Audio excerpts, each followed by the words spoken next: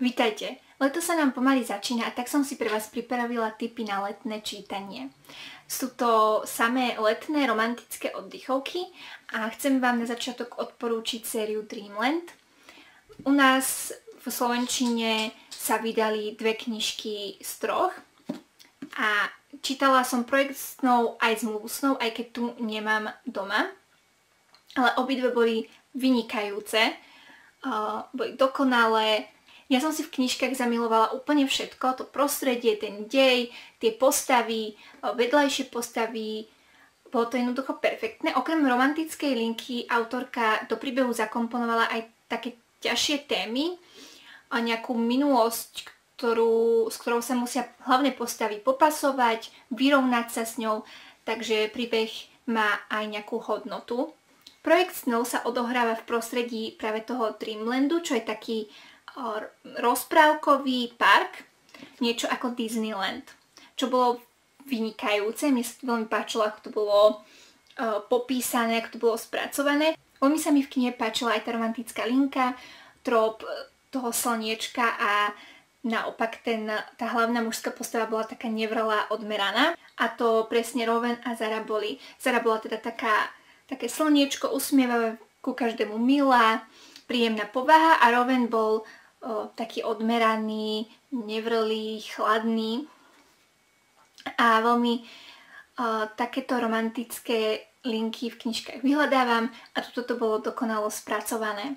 V Zmluve snov bol takisto takýto trop, kedy Iris bola taká príjemná, usmievavá, láskavá a naopak Declan bol taký veľmi uzavretý a taký workoholik.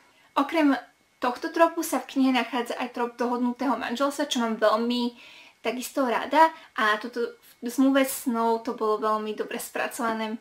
Obidve knižky sa mi veľmi páčili a myslím, že Zmluva snov bola o niečo dokonalejšia ako Projekt snov, aj keď môj obľúbený pár je asi Zara a Rowan. A veľmi sa teším na tú tretiu záverečnú časť, kedy spoznáme príbeh tretieho brata, ktorý bol práve spomínaný, aj vystupoval v tej druhej časti Zmluve snov. A veľmi som zvedavá, ako sa to vyvinie u ňoho, aj tá romantická linka, aká bude a podobne. Iba s tebou je knižka od dvoch slovenských autoriek a je to veľmi milá letná oddychovka, ktorú si viem predstaviť čítať niekde pri bazéne, niekde pri mori, na dovolenke. Je to taká jednohúbka, ktorú máte za deň, dva prečítanú. A okrem toho, že tam máme tú romantickú linku, tak aj tu autorky stavili na niečo vážnejšie. Máme tu nejaké tajomstvá, ktoré obidve hlavné postavy, ako Nikola, tak aj Damian, skrývajú. A veľmi sa mi páčil ten ich rozvíjajúci sa vzťah, tá dôvera, ktorú si budovali medzi sebou. Bolo to veľmi také milé, romantické, páčilo sa mi to. Aj tie tajomstvá, ktoré sa neskôr potom odhalili, tak boli veľmi zaujímavé, možno také trošku predvídateľné, ale predsa len som si to užila. Ďalej tu nemám odporúčanie na jednu konkrétnu knižku, ale na autorku a jej knižky. Je to autorka Casey West a jej knižky, ktoré sú také jednohúbky, letné oddychovky, romantické, ale zároveň takisto tu autorka spracováva nejaké ťažšie témy, ale ona to v príbehu len tak jemne naznačuje a je to skôr tak v pozadí.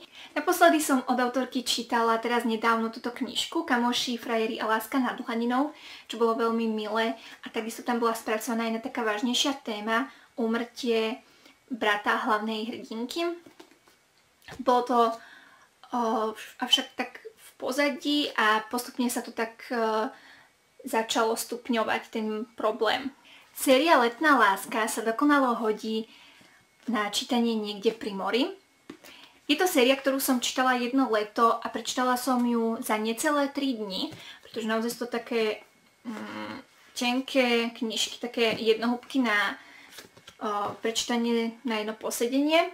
Je to o Beli, ktorá chodí s mamou a s bratom každé leto do domčeka pri mori, pri pláži a trávia tam leto spoločne s najlepšou kamarátkou jej mamy a s jej 2 synmi. Celá séria sa točí primárne okolo romantickej linky medzi Belly, Jeremiahom a Konrádom. Takže tu máme v podstate taký milostný trojuholník, čo v knihách tiež veľmi rada vyhľadávam. A toto to bolo podľa mňa veľmi pekne spracované, mne sa to páčilo, aj keď tá prvá časť bola za mňa najslabšia, pretože Belly a ostatní tu majú nejak 16 rokov, myslím.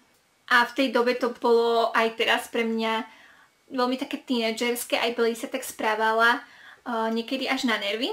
Tuto to bolo našťastie už boli dospelejší, vyspelejší, nastúpili na vysokú školu, tu boli dokonca, myslím, už po vysokej škole, teraz som si nie moc istá, ale rozhodne tieto dve časti ma bavili oveľa viacej. Samozrejme, stane sa tu aj taká vážnejšia udalosť, veľmi smutná, pri ktorej som veľmi plakala.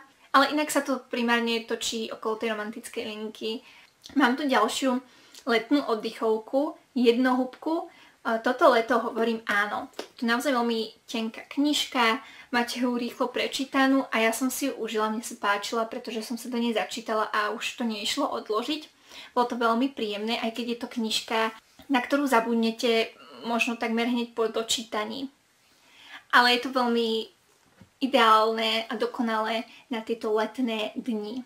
Máme tu hlavnú postavu Rachel, ktorá sa vždy sústredila iba na školu a na zábavu vôbec nemala čas. A toto leto, po ktorom nastupuje na vysokú školu, sa rozhodne vďaka motivačnej knihe, ktorú objaví, začať hovoriť na všetko áno. Aby si leto užila, aby dobehla zameškané. A mne sa veľmi páči aj tá obálka, je taká krásna, je tam ružová farba, ktorá je moja obľúbená. Chcem vám odporučiť aj túto knižku, takú tlstejšiu. Je to Veci, ktoré v nás ostanú navždy od Lucy Score. Je to knižka, ktorú zbožňujem, je dokonalá. A patrí ku knižkám, ktoré budem jednoducho neustále odporúčať. Je to za mňa dokonalý príbeh.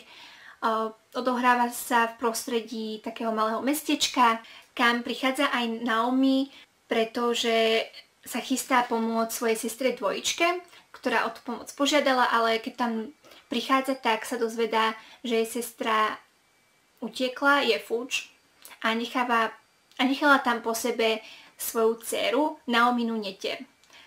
Naomi sa rozhodne o túto netier postarať. Opäť tu máme ten trop, kedy je Naomi také slniečko, taká láskavá žena, ktorá s každým vychádza, milá.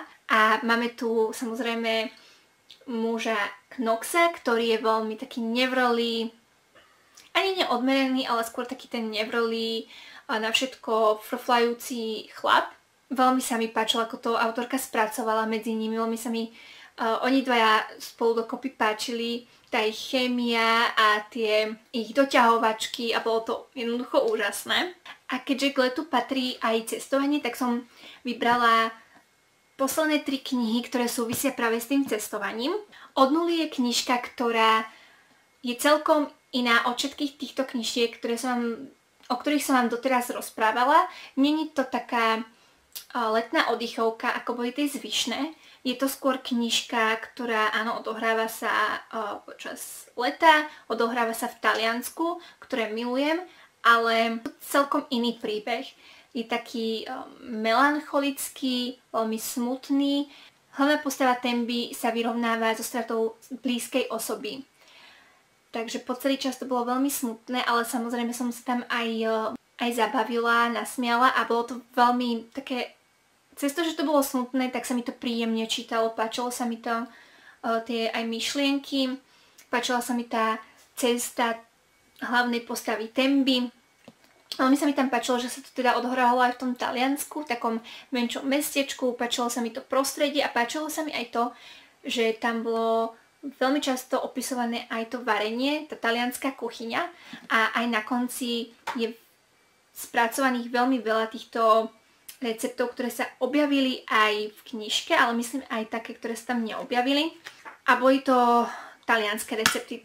To sa mi veľmi páčilo a chcela by som ich raz aj vyskúšať. Následujúca je knižka od 2 slovenských autoriek, ktorá je plná cestovania a mňa prekvapila, tá knižka bola výborná, mne sa páčilo to cestovanie, opis tých krajín, ktoré sa tam objavili, kde cestovali hlavní hrdinovia. Máme tu Luciu, ktorá získa prácu snov, stará sa o sociálne siete, fotí a popri tom cestuje so svojím šéfom Jasonom. Páčila sa mi tá chémia medzi tými hlavnými postavami, páčila sa mi teda tá romantická linka a to cestovanie bolo úžasné. Cestujú cez krajiny ako je Sri Lanka, India, Thajsko alebo Laos. Bolo to úžasné to cestovanie. Odporúčam túto knižku pre cestovateľské duše. Ako bonus som si pre vás vybrala knižku Prožijte Happy Weekend, 1 rok, 52 cílu po celej Európe. Sú tam predstavené miesta z celej Európy, ako už napovedá názov na obálke. Je to krásne spracované, tam aj plno obrázkov. Ja som si to naozaj veľmi veľa som tam lepikovala, pretože tam boli také zaujímavosti, o ktorých som ani netušila. Je to dobre spracované, pretože ku každej krajine sú aj rôzne typy na ubytovanie alebo reštaurácie. Takisto aj na nejaké tie pamätky, ktoré je dobre vidieť. Ale mne sa najviac vždy páčilo na konci, bolo takéto, že nenechte si ujít. A práve tam boli také veci, ktoré ma najviac zaujímali, pretože sa týkali väčšinou aj tej prírody, napríklad nejaké oceánografické múzeum alebo botanická záhrada, jednoducho krásne. Veľmi odporúčam túto knižku. To je všetko z mojich tipov na letné čítanie. Dúfam, že vás video bavilo a dopozerali ste ho až do konca. Budem veľmi rada, ak ma podporíte v podobe odberu, lajku alebo komentu. A ja sa s vami lúčim. Ahojte a vidíme sa pri ďalšom videu.